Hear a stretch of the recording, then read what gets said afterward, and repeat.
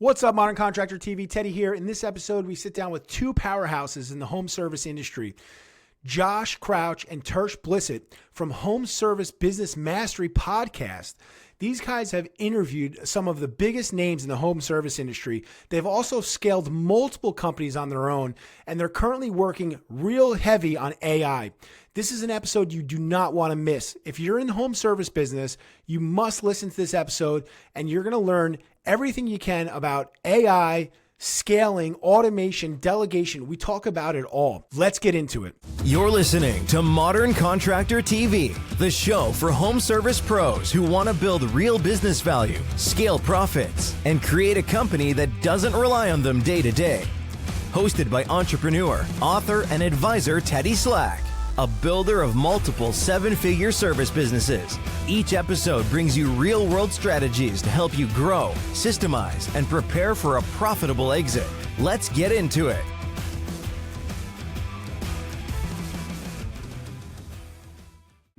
Hey, what's going on? Josh and Tersh, welcome to Modern Contractor TV. How's it going, guys?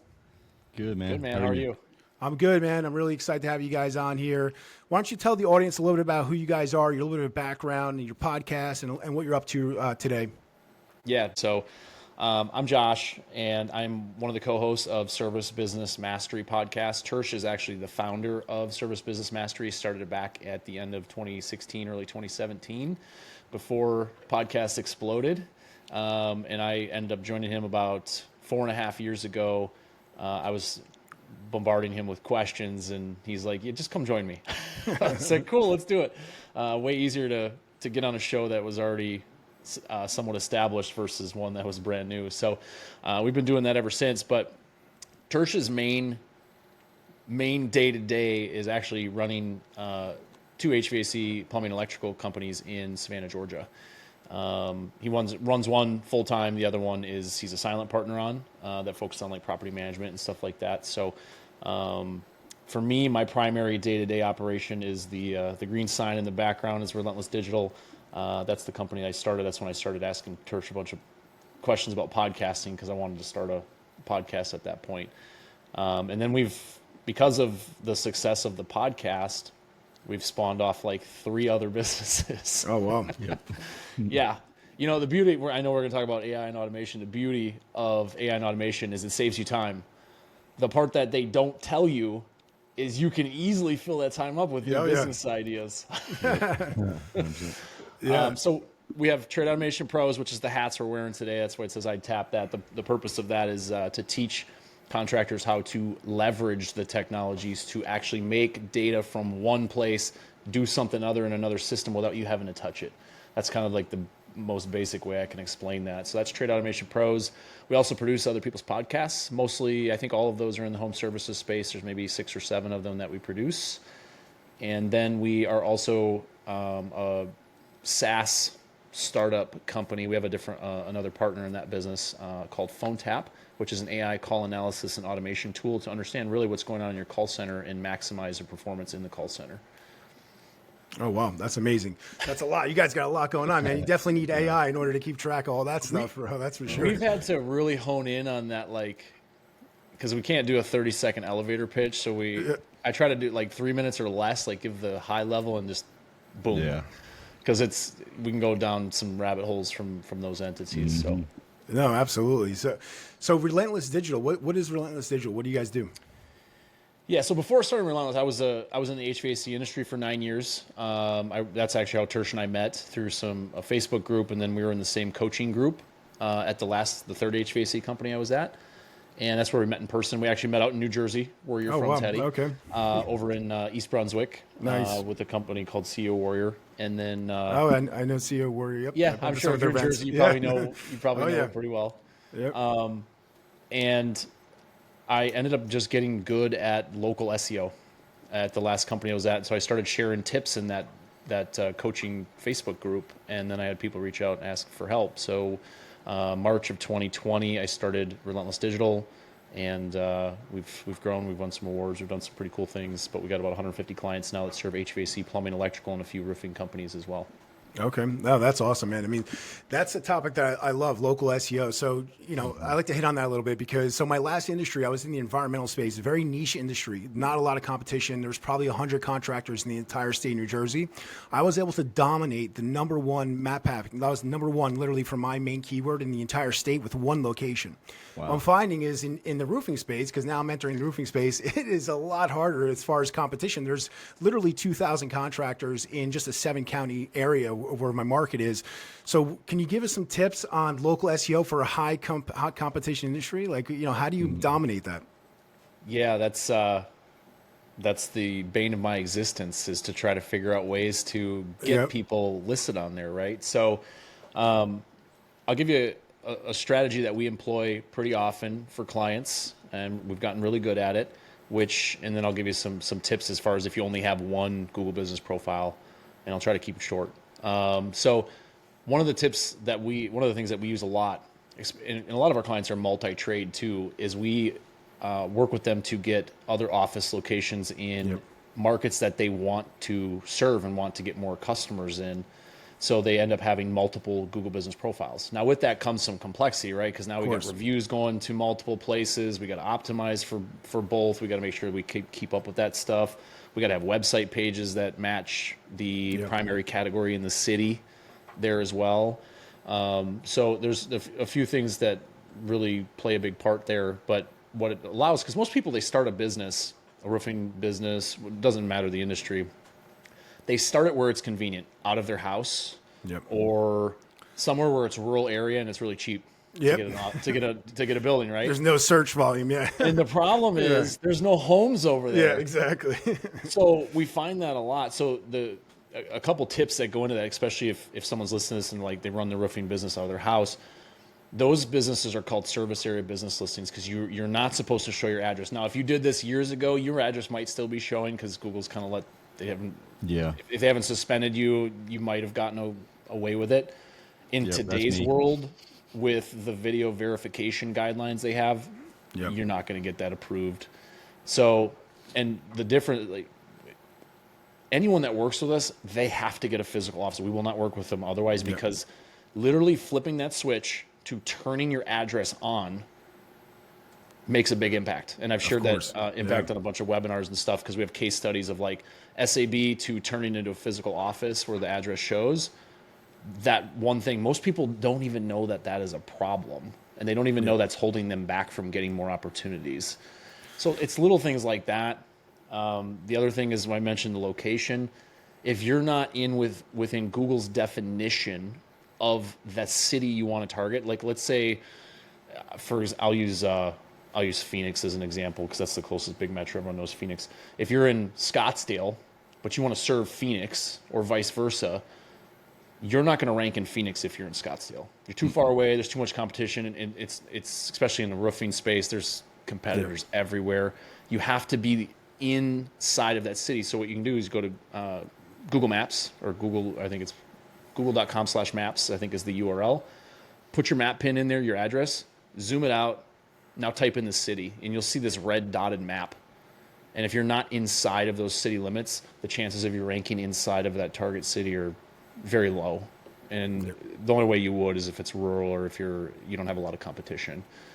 So things like that can help. Having a keyword in your name sounds really stupid. Like if your name is ABC Roofing, ABC Roofing Repair and Replacement. Get a DBA with your state, get a fictitious, some states call it a fictitious certificate, so you can do business as that. Things like that can have a big impact. And you don't have to really pay anyone to do that stuff. You can, as long as you get a DBA, because that way if you get suspended, you got to send that DBA into Google to get unsuspended. So those are a couple really quick tips that you don't need a marketing company for. Josh, what about AI search?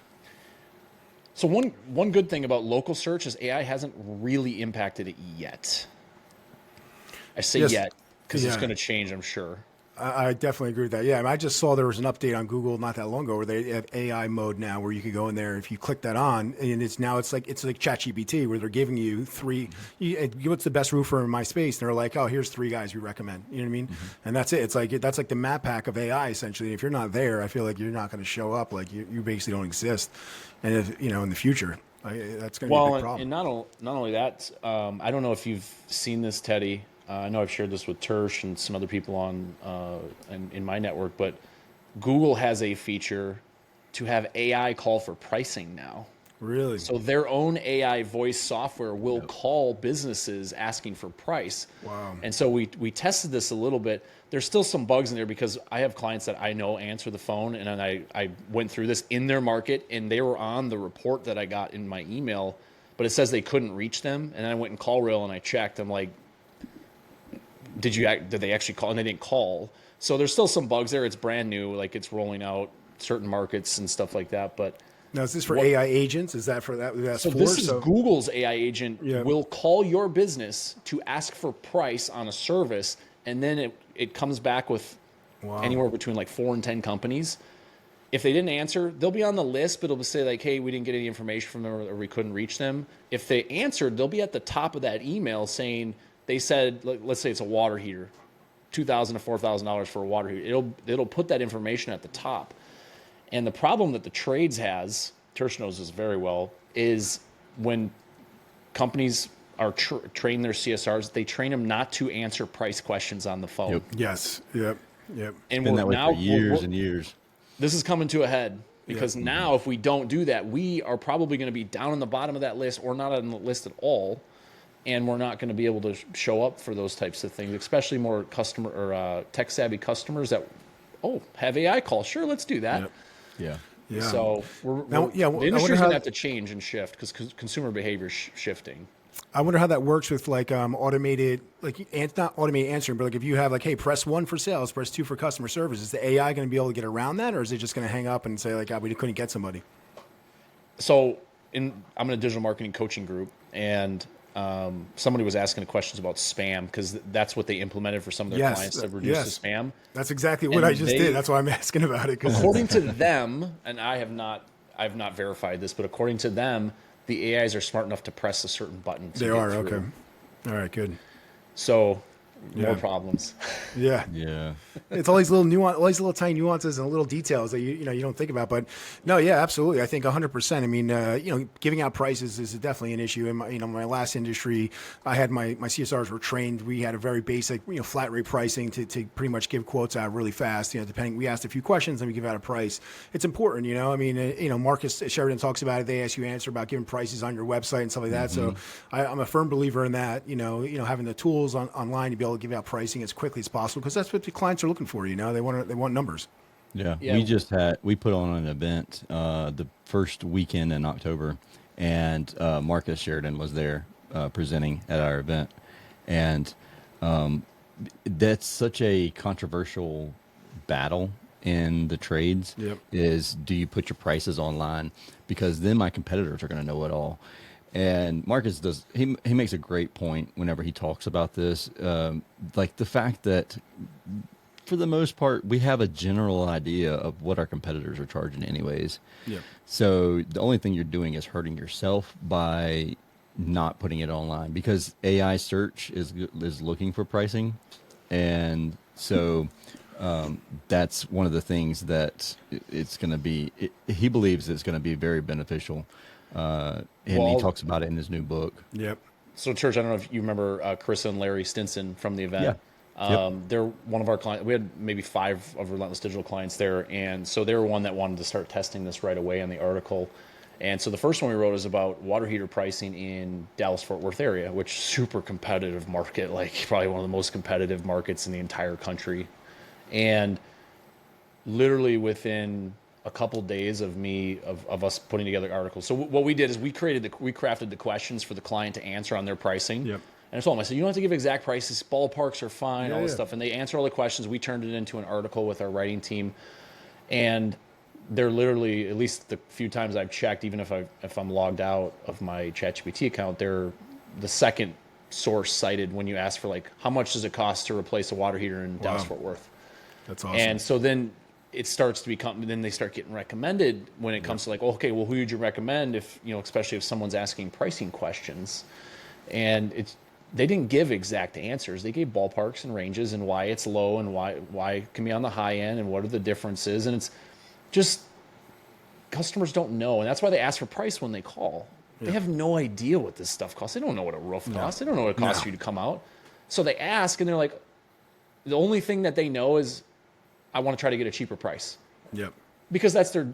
Yeah. They don't, if their roof's leaking, they don't want to pay $1,000 or $10,000. They want to pay a couple hundred maybe. But they don't understand the value of the service either in what you guys provide. And these are all opportunities. We have a good friend of ours from Synergy Learning Systems, Doug Wyatt and Bryce Thomas, who talk about this a lot, of providing the value on the phone, especially that first interaction. That's the heartbeat of any home service company, is their call center. But it is also the department that gets the least amount of attention and love when it comes to training. Yeah. And it's such it's kind of like an oxymoron, right? Like, if we need to book more calls and that's where everyone starts, shouldn't we put more time over there versus always working on the sales technicians that are out there? 100%. The first line of defense and the first impression someone has of your company. Yes. After your billboards. Yes, 100%. I mean, I'm a firm believer in that. So I had a girl who was my main CSR. We had 3 in the office, but the main one who answered the phones, her personality, I'm telling you, she can make a friend out of anybody who called that phone line, and every customer loved her. They just would rave about her, and she was absolutely amazing. And I hired her for her personality for that main reason. And I tell a lot of my clients that hire personality. You could train the skills. I mean, that's easy to train. Because that is the first person that's going to answer the phone, and they want to feel warm and cozy and fuzzy. They don't want a customer who calls in and you got somebody who's like mad or pissed off that you're calling. They're like, what am I calling you for? You know what I mean? Like, this is your job. Why are you upset about this? Exactly. Yeah, no, 100%. We've all been there. Yeah. No, I'm a firm believer in that. So yeah, that's awesome. I mean, let me take a quick minute to let you know about something that's genuinely changing the game for contractors right now. The software is called LiveSwitch. You know how much time we waste by going out and doing free site visits? LiveSwitch lets you send a link to your prospective clients where they could pull up a video that will be recorded. There's laser pointers inside this technology where you could point them to show you where the problem is. It could be a leaking pipe. It could be an electrical issue that's not working. It could be an area of concern in the backyard where you're not sure if there's access and you want to see if your equipment is going to fit back there. Well, you no longer have to drive to the property. You just send a link to your client. They pull up their phone and boom, you're able to see live exactly what's going on. You're able to then integrate AI into this. We'll record all the notes. It'll summarize the call. It'll take photos of what you're seeing and document all this so you could not have to drive out to the site. I personally saved thousands of hours by selling clients over the phone before LiveSwitch existed.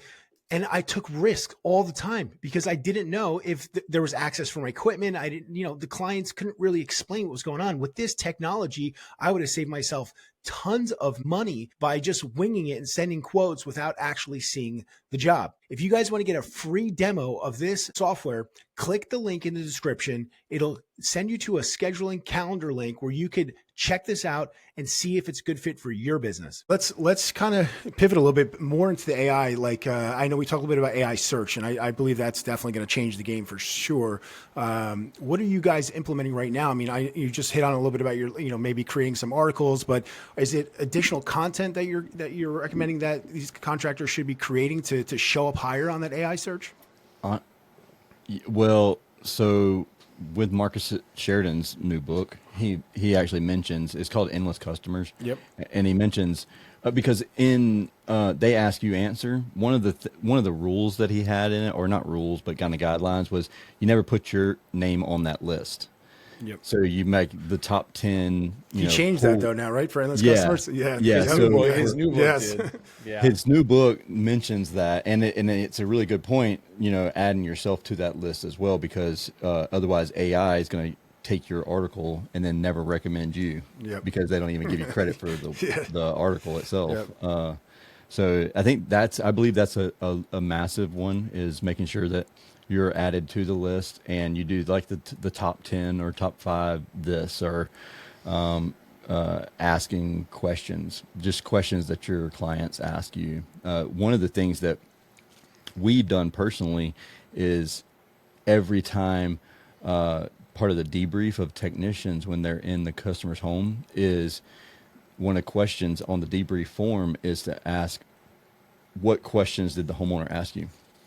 And if sometimes it'll be a random question. So those are kind of don't worry about those. But if you get the same question multiple times, like you need an article on it, and it needs to be in your FAQs on your website, you know. And so those are some of the things that help with the article building.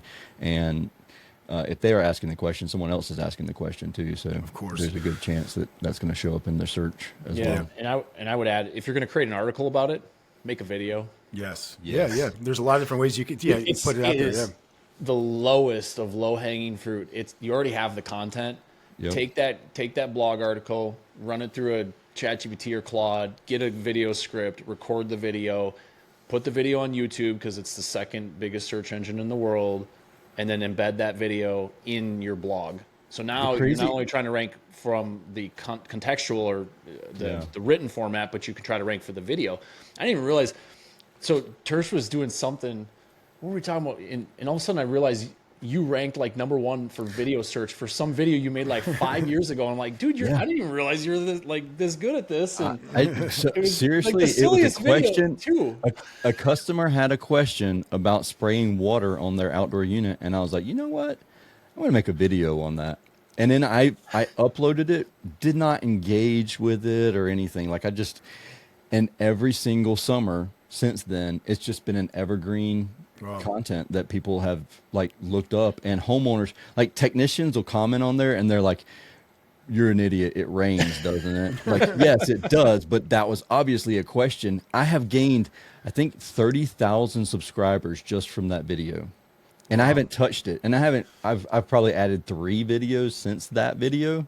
Yep. And so like, that's a very inactive YouTube channel. Like we have other channels that are very active, but this one is very inactive. And I couldn't believe the views. I'm like, dude, I didn't even realize you had a video. Like, I try hard for the marketing stuff to get, a few views and stuff. And I'm like, man, like my best videos are like 2,500 views. And I'm like, you got one video. I don't even remember how many. It was a lot. It was crazy. And it was just answering a simple question of like, can you spray water on a condenser? Yeah. And if you Google search that video pops up in there. It pops up on page 1 too, which, you think about it, I think I read a stat recently, like 80% of the internet and the new content put out is video. Yeah. Yes. And it's been growing for years now, and it's just growing faster and faster. Especially with TikTok. Like, to the point where now people are creating videos and then they're writing the blog based on the video instead of the other way around. But multi-purpose, like we do the same thing for our podcast. There's tools that can help you repurpose those things. And we repurpose stuff into email newsletters and Instagram posts and LinkedIn like whatever we can leverage it just to get it out there. No, 100%. So back in 2020, I started making content. After I read They Ask You Answer, actually, I read his book back then. I was like, I got to start making content. I hired a videographer, started following me around. I started a YouTube channel, but I didn't really know what I was doing. I just started, creating these little episodes, and I'm telling you, it works so well as far as like, the search. And then also when customers would just watch the content and they would call me, it was like they were my friend already. They already knew me. They liked me. They're like, oh, the guy in the beard. Yeah, I want to talk to that guy. And it became very simple. My closing rate went through the roof. And another trick that I did, this is before AI. So I recorded through Ring Central. That was a system I was using back then. And I recorded all my sales calls. And I was the sales guy back then. So I recorded all my sales calls, and the ones that were good, that the customers asked a lot of good questions, I put it, and I basically transcribed it. And I took that information, I sent it to a virtual assistant because I didn't have AI back then. I said, hey, pull out all the questions that these customers are asking. I was like, and send it back to me. So now I had the list of all the questions, and I would just make content around that. And then I put the transcription on my website, and I posted those as podcast episodes. And I deleted the customer's personal information. This was literally sales calls. I deleted the customer's name, their address when they gave me the information for the proposal, and I put an intro from Fiverr, and I made a quote unquote podcast for the industry, oil tank industry, and it was me talking to a client, and it was just answering all the questions, and I transcribed to put all that content on my website, and we just crushed the rankings. I mean, like I said, we just dominated the Map Pack, and I believe it's because every week I was uploading 2 or 3 of these podcast episodes, and it was all that fresh content that Google was getting. Teddy, are you familiar with Notebook LM? I am. I'm learning a little bit more about it. I'm starting to use it a little bit more now, but I'm just starting to get into it. I mean, I use ChatGPT, I use Claude, I use everything else, but I'm starting to learn a little bit more about that. If you took those notes, and even if so we use devices called Plauds. I don't know if you're familiar with the Plaud device. So we have several of them laying around here, but if you took that recorded transcript and put it into Notebook LM, it'll actually create a podcast for you using AI. Really? Wow. Yeah, It's so good, too. That's wild. awesome. That's crazy. And they're having a conversation back and forth. It's two It's people so that have a good. conversation back Really? and forth with each other.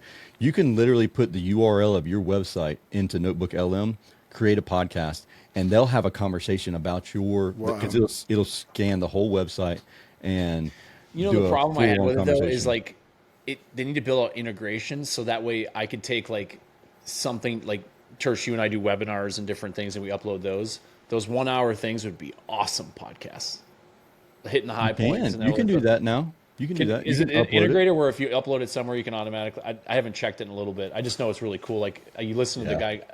The one thing I think Tersh, you went down this rabbit hole one time because I'm like, can we do this? But we can like use 11 Labs to record our voices and then use our voices. Yeah, instead you of probably their could. voices? Yeah. You can't yet. You can't. I tried. Podcast episodes is a wanted breeze. to. We don't have to do Yeah. anything. There you go. Yeah. Now you guys can really scale. You'll be taking on so many more projects. We could There have was an this one episode a time. Are you day. familiar with 11 Labs? Yes. Teddy? Yep. Okay, so for those who are listening, it's a voice synthesization app, and it uses AI. And so basically, you just type out what you want it to say, and you can upload as little as about 30 seconds. It really wants about 3 hours of your of your voice to have really good audio.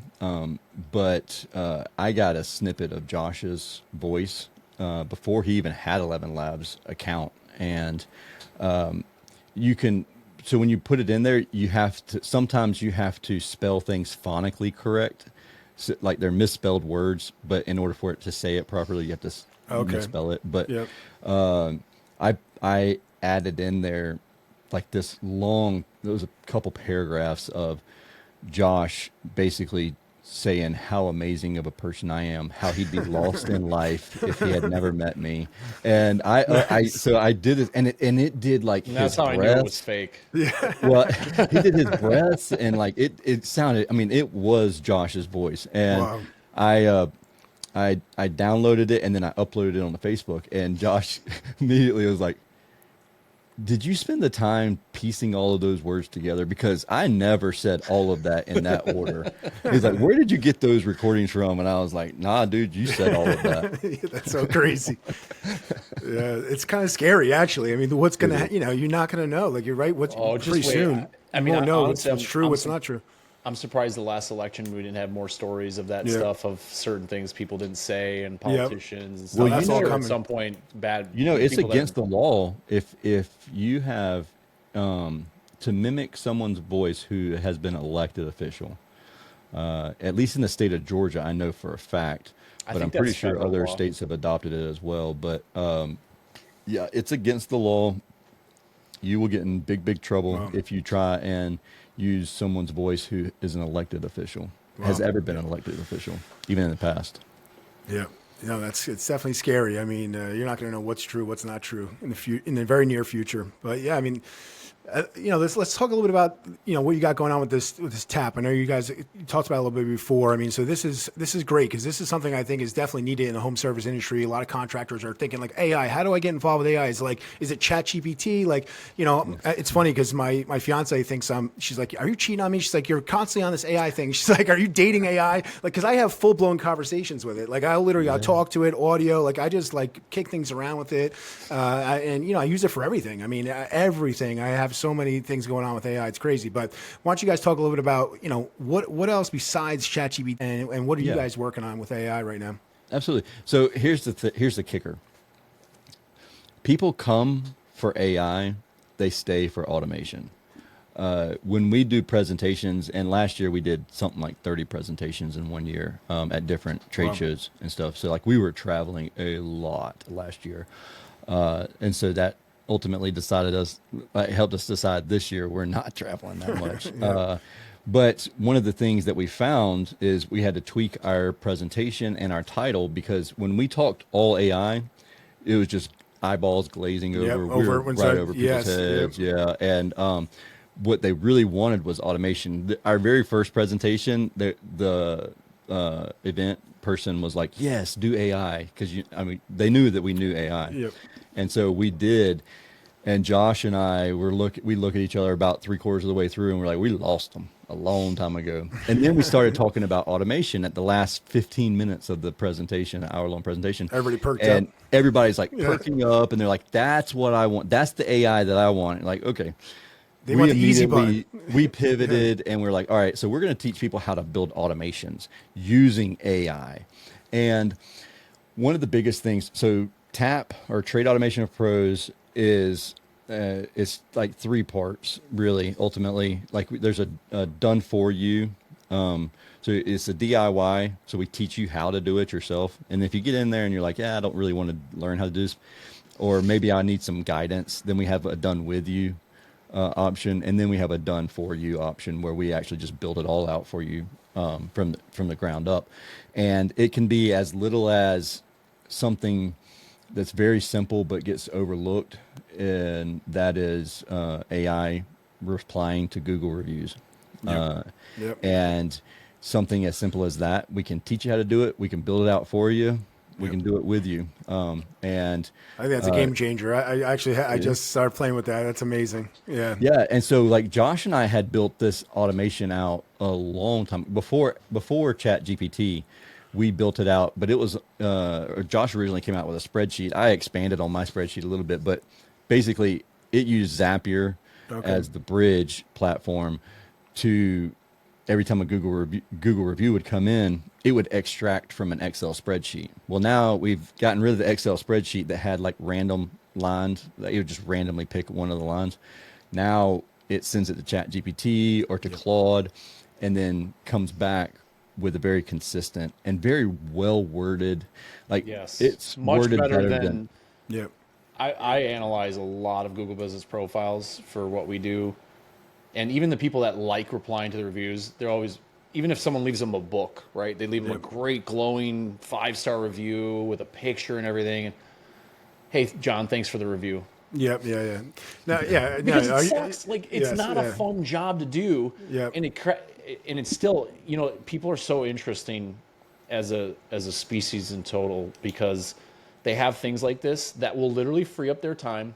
Yep. And even if it's not the perfect response from the AI, it takes care of something and it checks it off your to-do list. We still have clients that are like, yeah, I'd just rather respond to them myself, so they're more That's personal. crazy. I'm like, yeah. No way. why? Yes. You have, go sell something. Yes. Go build your business. Go train your people. Go learn more about your team so they have a better culture. Like, do the things that these technology platforms cannot do. Yeah. Doesn't Google take into consideration how quickly you're replying to these as well? I mean, that's literally the first automation I ever built, and this was like 2018, I think, because I hated replying to Google reviews, especially like the 5-star with no comments. Like, what are you going to say differently? Yeah, exactly. Yeah.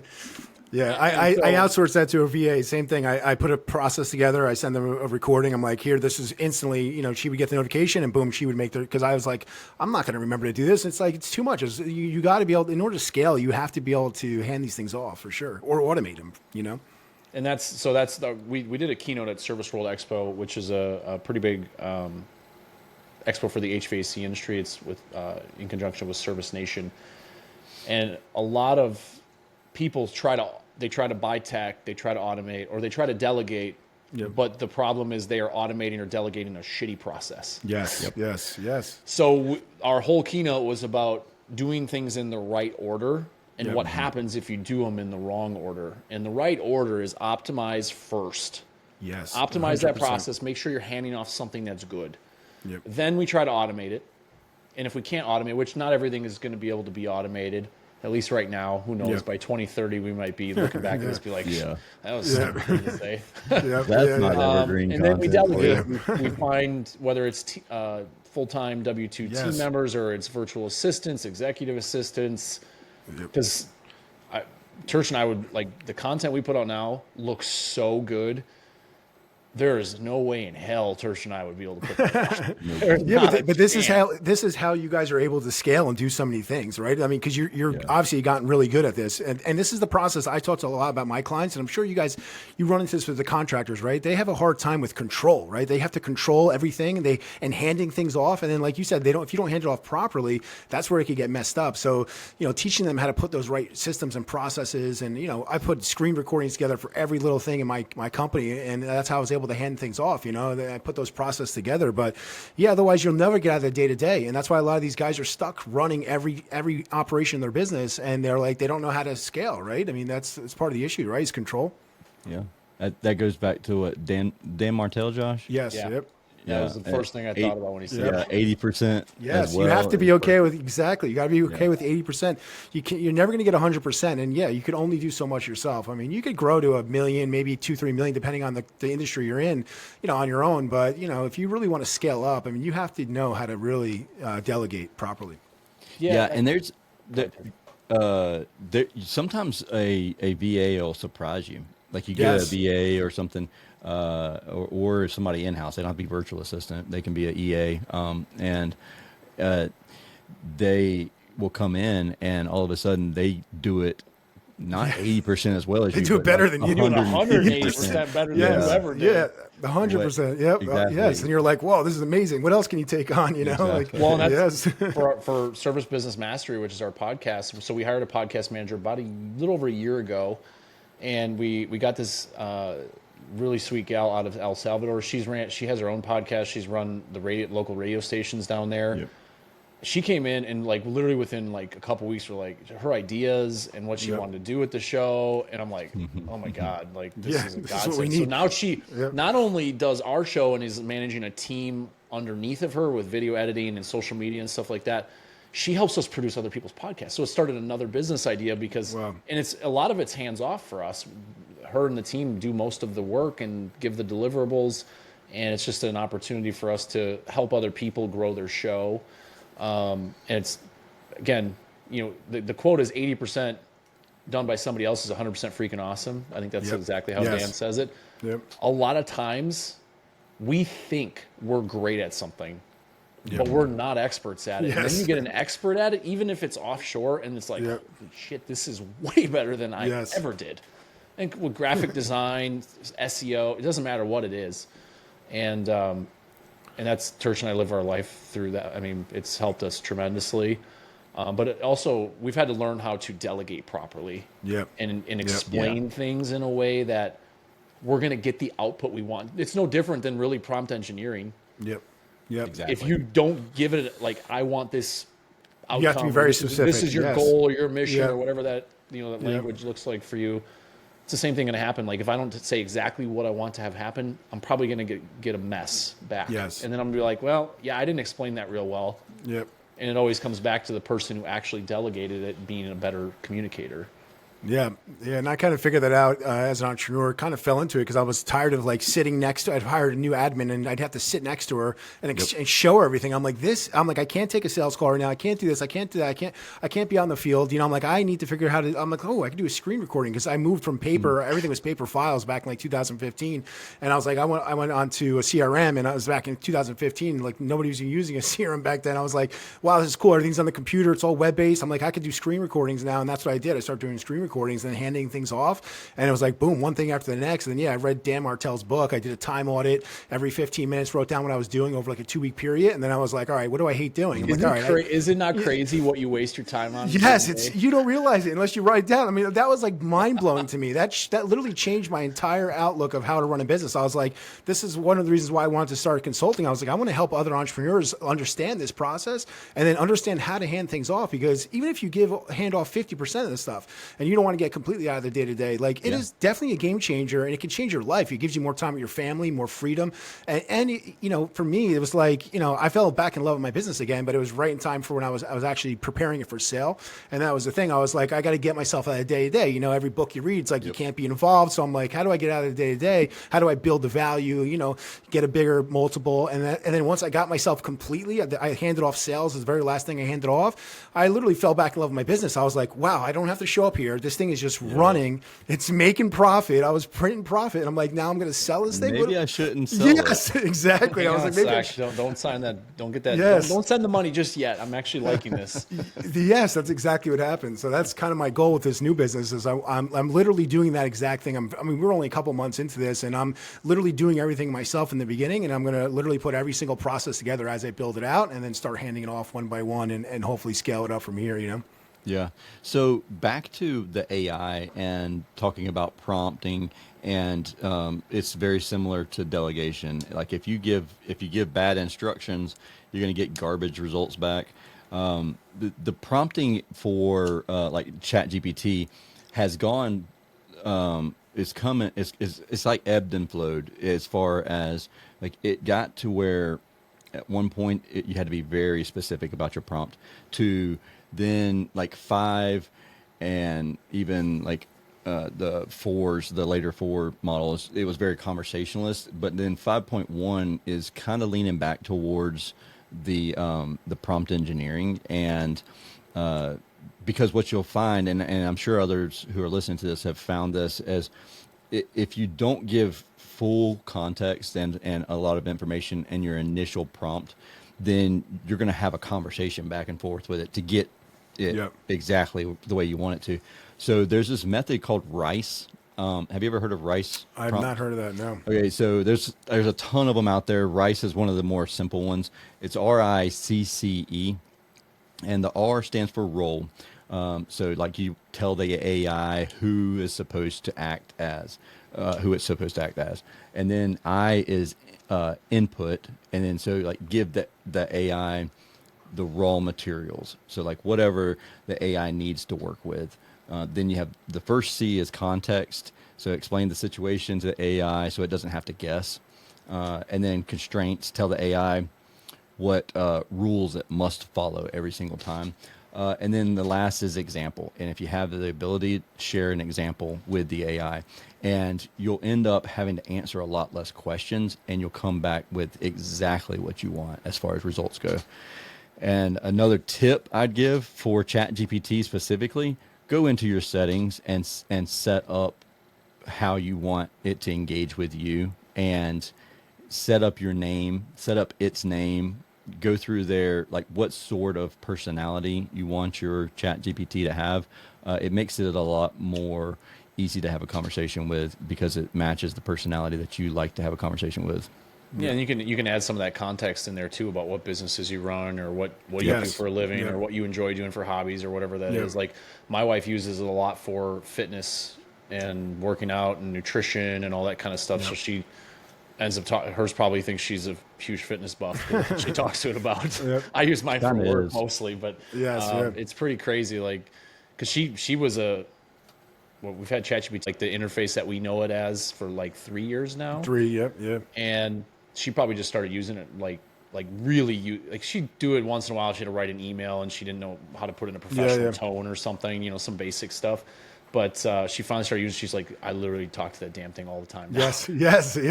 No, that's exactly how I feel. That's what's going to happen to. I mean, there's going to be a lot of people that are not going to adopt. Just like moving from yellow pages to Google. Yeah, to a website. Yeah, back in 2000s. Yeah. Once something like this hits mainstream and everybody, like I go to restaurants, or we're at different events that are not even trade specific. I hear people talking about AI. You can overhear them. Yeah. Like it's everywhere. Reached most mass population thing. And I think a lot of people use it as an assistant, but that what happens is you realize how good it is as an assistant. You're like, now I start using it for search. Yes. Why not just use this? Yes. The problem is going to be, and I've told Tersh has heard me say this probably a dozen times this year, we're all going to wish in a year or two that the only beast we had to slay still for digital marketing was Google. Yes. Because now, as Perplexity grows and Google's AI Overviews takes over the main page of search, and ChatGPT grows, and whatever other ones come out, we have to rank on all of them, and they all ingest different content and different information. Like ChatGPT, if we look for the best roofing company in New Jersey, or whatever part of New Jersey you're in, there's going to be a lot of sites in there, most likely, that Google doesn't give two shits about. It's like best pros in town, or best roofing pros in New Jersey, or some obscure directory or citation site. And the only way to get on those sites is manual. There is no, I mean, at some point we could probably use like the pro version of ChatGPT and have it like, hey, fill this out for me. But it's manual. You got to find the sites, then you got to add your business to the sites. So hopefully you get recommended when somebody's looking, and you got to know that. And then you still got to rank on Google, because there's still 20 billion searches a day or whatever it is on Google, some ridiculous number. So you got to be able to rank on all these different things, and it's going to make search harder, not easier, harder, to be able to figure out how you're going to get on those platforms and show up. Now, is that something that you do at Relentless? I mean, is that, are you helping with AI search, companies, or? Yeah, so we got about 150 clients. We did a really deep internal research study. I hired a VA who has SEO experience to go through and literally on ChatGPT, Perplexity, and AI overview mode, literally take these, like if our client had AC repair as one of their main keywords, best AC repair company in whatever city they were in. And then we go to the next keyword and the next one. We do it across all three platforms to get an idea of what sources are being cited, because all of them share their sources now. They didn't always do that in the beginning, but they do now. And it's great. Like ChatGPT versus Google is totally different. Yeah. ChatGPT cares about Yelp and Angie and Home Advisor and some of these like really big authoritative sites that most contractors don't like. Yep. ChatGPT, it is crazy how many directory sites are out there that nobody has ever heard of. Yeah. There's hundreds of them, to the point where I actually bought a directory site, and we're going to create our own, because we want to be able to own that real estate and put content on there about pricing and some other stuff to help get more authoritative links to clients. Oh, wow. So yeah, we're definitely focused on it. I did that search for one of my businesses, and there were some of those sites that, like Josh said, that you never heard of. Not only have you never heard of it, you couldn't edit it either. Wow. Like you I couldn't manually reach edit anybody to do it, and to think that, wait a minute, it's got the wrong data. It's got the wrong phone number listed here for my company, and so now every time ChatGPT searches it, it's going to give it the wrong number. Yeah. Yeah, so that's kind of tricky. Well, and that was the other thing we did. So we found the sites, and then we gave it a 1, 2, or a 3. A 1 ranking was really easy to manually submit. 2 can submit, but it has some issues or a paywall. And then 3 was going to be really hard to submit to this business, just based on the site and everything else, and trying to find how to do it. So we could come up with a master list, because I mean, most marketing companies do have a certain list of like citations and directories. It's kind of like, it's pretty common practice to make sure the Yelp listings is updated, Better Business Bureau, the social media profiles, all that stuff. Make sure it's all accurate. But now the list is in the hundreds of sites, and a lot of those have to be done manually. And I don't know too many people that want to do that work. Yeah. No. So obviously it falls on someone that offers a service to do that. But it's beneficial too. It's beneficial even for Google if the sites are on ChatGPT, because those are links, those are backlinks to your properties. Yep. But it's a lot. You got to manually search, and then there's all these different. You can search for roofing repair in your city on ChatGPT and roofing replacement. You're going to get different sites. Yes. So it's a lot of research and then a lot of manual tasking and stuff like that. But to top that off, we talk about this. I talked about the one client that started ranking for or they were cited in the information about the pricing. Answering those questions is so big. You know, Marcus's new book. If you read They Ask You Answer, Teddy, I would. Endless Customers is great. I read it. Yeah, it's amazing. Okay, you read Endless Customers too, because he even talks about how to set up your own like production studio and videography and how to do all of those things, because he highly recommends every single business should have their own social media and video team. Yes. Now, I know when you're small, it's not plausible usually, but as you grow, it should be something that's probably the first thing you bring in house. It's funny you say that because I have a videographer that I brought on. He's part-time right now, but he's going to be moving into a full-time position and actually built out a podcast studio in my office because for the exact purpose of local SEO, I wanted an address. So I got a cheap office. I'm like, what am I going to do with the space? I don't even have an office staff yet. I'm like, oh, I could put a podcast studio in here. So that's exactly what I did. I put a podcast studio there. We're actually interviewing local contractors. We're giving them a platform. I created a brand new podcast called New Jersey Home Pro Podcast. And we're going to just give them a platform to talk about, how they got started in their business, why they're different, what homeowners should look out for. And our target audience is homeowners in New Jersey. And I'm actually going to run clips like little shorts, and I'm going to run some ads against them for their specific keywords. And I'm driving it to a directory on my new site that's tied to my roofing company. So my goal is I have 100 contractors I want to bring in the door over the next 12 months, so 2 a week. And I hired a guy full time. He's a B2B development guy. His whole job is just go reach out to these local contractors and invite them on the podcast, which is actually free to it doesn't cost them any money. It's completely free unless they want to run ads. Content for them. Exactly. Yeah. So we just launched it. I mean, it's an exciting project because I think in the roofing space, I'm like, there's so much competition. How can I get some referral leads? So, in order for them to stay on the directory, I'm not requiring it, but I'm saying, listen, we want you to be part of this network and we want you to stay on the directory and we're going to refer your work out, your business out. But if you could send us at least one roof lead a month, that would be highly, appreciated. And if I get 100 guys in the first 12 months, if I'm getting 100 roof leads a month, $20,000 average ticket, you're talking like a $12 million a year business, just off of that lead source alone. That's such an underutilized strategy. Like to do what you're doing, you don't necessarily, like people listen to this, you don't have to go get a podcast and do all that stuff, especially if that's like you have no interest and it's not something you're even remotely interested in, but just network with other people. Yes. It's huge. You all have the same customers. Yes, exactly. Go That's exactly help each other get the same customer and you don't have to be in a, like a BNI group or, Business Networking International or some of these other things. Like if you can, they're great. They have a great structure to them, but you can create your own. Create your own network. Have That's an HVAC exactly company, a plumbing, electrical, pest control, landscape. Like there's so 100%. many. I mean, home services. If you look at like Google local service ads, there's like 30 or 40 different home service industries, and almost all of them have the same customer. Find a kitchen remodeler, a bathroom. Yes. People all have money and they love their home. Yep. So so I pulled a list for leads. I pulled a list off of GMB. It was 15,000 home service contractors in 7 counties.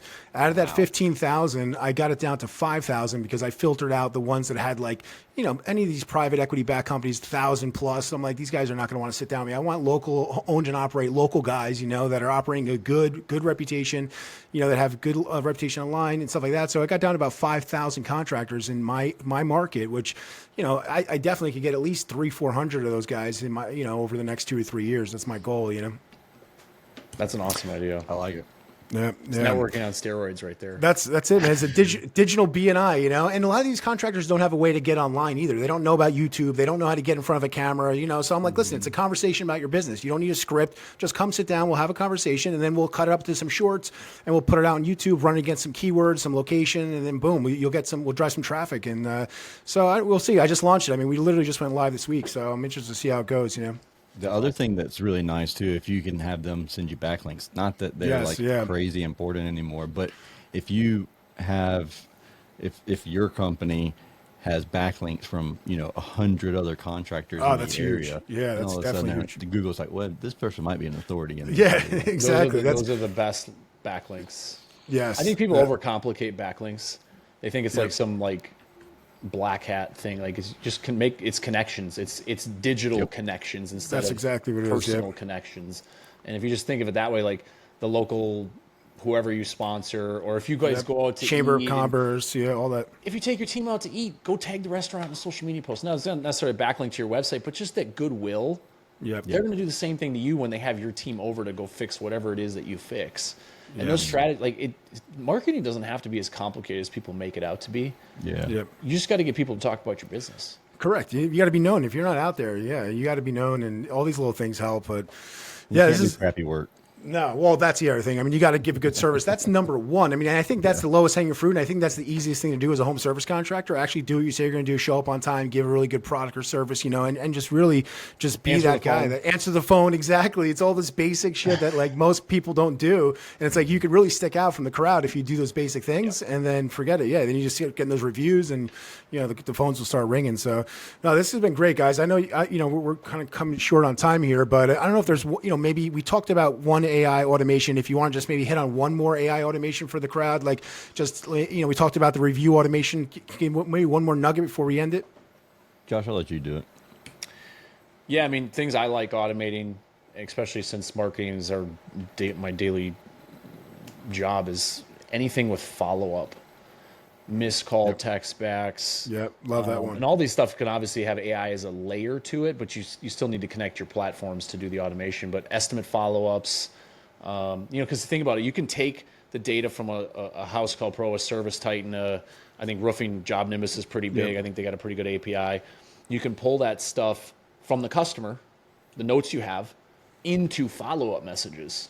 Yes, through which a is platform really like cool. Zapier. And you couldn't do that before. Now with AI, you can. And now awesome. so you can take that, use AI, give it a prompt to come up with a series of follow-up emails, and then take the content of those, the output of those, and then put those into an email marketing or text messaging solution, and you can automate your follow-up. Because that's another, again, we're talking about low-hanging fruits. Reaching out to someone 7 to 12 times, I think is like 80% of the sales or something. I can't remember the exact number, but the more touch points you have, the higher probability of closing. Yeah, for sure. The higher your close rate will be. The problem is everyone just looks for the next new lead, and they're they'll get back to me. They said they'll get back to me, which we know they never will. Exactly. So you got to keep prompting them. You got to keep touching base on them on all the different things you talk about during your sales presentation, which of course, if those are recorded, those are all little pieces that can get put in those follow-up messages as well. Yep. No, that's awesome. Thanks, Josh. And you guys, this has been really, this has been great. I mean, where can everybody get in contact with you guys if they want to contact you in reference to Relentless or anything else you guys are working on, the AI automation stuff? Obviously, tradeautomationpros.com is one of the websites. Service Business Mastery is our podcast website. There's going to be easy ones for getting in touch with us as far as automation or podcasting goes. And then, Josh, you want to mention Relentless? Yeah, relentless-digital.com, because I'm too cheap to buy the one without the dash. So I love that.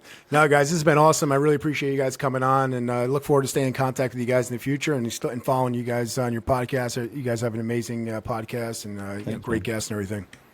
We appreciate you. Appreciate it. All right, thanks a lot, guys.